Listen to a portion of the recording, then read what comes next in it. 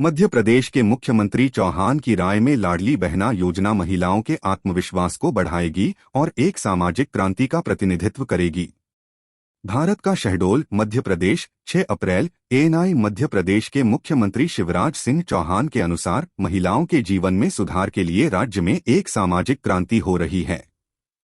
देश का सुधार और जनता का कल्याण उनके जीवन के कार्यों का केंद्र रहा है। लाडली बहना योजना के माध्यम से एक सामाजिक क्रांति का प्रयास किया जा रहा है।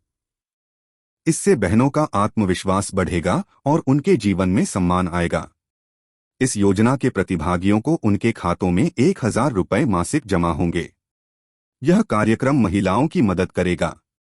23 से 60 वर्ष की आयु के बीच की जो 2.5 लाख रुपए से कम वार्षिक आय वाले परिवारों से हैं, जिनके पास 5 एकड़ से कम जमीन है और जिनके पास चौपहिया वाहन नहीं है। प्रत्येक योग्य बहन को कार्यक्रम से लाभ होगा, सीएम चौहान घोषित। उन्होंने कहा कि बुधवार को शहडोल जिले के ब्यौहारी में लाडली बहना सम्मेलन में बोल रहे थे। उन्होंने घोषणा की, जब मैं एक छोटा बच्चा था मैंने महसूस किया कि महिलाओं को हमेशा समान व्यवहार नहीं मिलता है। उन्हें घर, परिवार या समुदाय में पुत्रों के समान सम्मान नहीं दिया जाता था। मैंने इसे बनाया है। मेरी बेटियों के सम्मान के लिए संघर्ष करने का निर्णय। मुख्यमंत्री बनते ही लाडली लक्ष्मी योजना शुरू की गई। उसके बाद मुख्यमंत्री कन्या विवाह, निकाह, गांव की बेटी और प्रतिभा किरण जैसे विभिन्न कार्यक्रमों में महिलाओं के हित के लिए प्रयासरत रहे। औरत। इसके अलावा राज्य में महिलाओं को अब पंचायतों और नगरपालिका प्राधिकरणों में 50% आरक्षण प्राप्त है। इससे अब उनका राजनीति में दबदबा बढ़ गया है। पुलिस अधिकारी बनने के लिए आवेदन करते समय महिलाओं को 30% रिजर्व की अनुमति है। ड्रग्स अब राज्य में नैतिक विनियमन के अधीन हैं।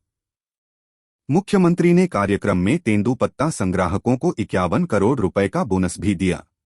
जिला प्रशासन पर सफलसबल शहडोल नामक पुस्तक भी उन्होंने प्रकाशित की थी। उन्होंने 327.51 अरब रुपए की भन्नी वृहद सिंचाई परियोजना की आधारशिला भी रखी। चौहान ने रिंग रोड और पुल निर्माण के अलावा ब्योहरी को एक छोटा स्मार्ट सिटी बनाने और बाणसागर में इसी शैक्षणिक वर्ष में एक कॉलेज का संचालन शुरू करने की भी घोषणा की। पेसा कानून की चर्चा पर मुख्यमंत्री चौहान ने कहा कि जब यह लागू हुआ तो आदिवासी प्रदेशों में आदिवासियों को जमीन, पानी और जंगल का अधिकार मिला। तेंदुपत्ता संग्राहक अब व्यक्तिगत रूप से पट्टा एकत्र कर बेच सकेंगे। वे पास में पत्थर और गिट्टी के लिए खदान चला सकते थे। सामुदायिक शांति और संघर्ष समाधान समिति मामूली मुद्दों का समाधान करेगी। अब उनकी जमीन पर कोई कब्जा नहीं कर सकता था। सीएम ने कांग्रेस प्रशासन की आलोचना करते हुए कहा, पिछला प्रशासन कर्जमाफी के वादे को पूरा करने में विफल रहा, जिसके परिणामस्वरूप लाखों किसान डिफाल्टर हो गए। ये सभी किसान हमारी सरकार से 0% ब्याज पर फसली ऋण ब्याज चुकाकर प्राप्त कर रहे हैं। किसानों के उबड़-खाबड़ खेतों में भी पाइपलाइन लगाकर पानी पहुंचाया जाता है। उन्होंने यह कहकर जारी रखा कि मुख्यमंत्री राइजिंग स्कूल जो राज्य में स्थापित किए गए थे और एक पुस्तकालय, प्रयोगशाला, खेल का मैदान और अन्य सेवाओं के साथ पूर्ण हुए, निजी स्कूलों की तुलना में बेहतर शिक्षा प्रदान करने के लिए बनाए गए थे। प्रत्येक सीएम राइज स्कूल के निर्माण में लगभग 35 करोड़ रुपए की लागत आई और विद्यार्थियों को 25 मील दूर तक ले जाने के लिए बसें स्थापित की गईं। एएनआई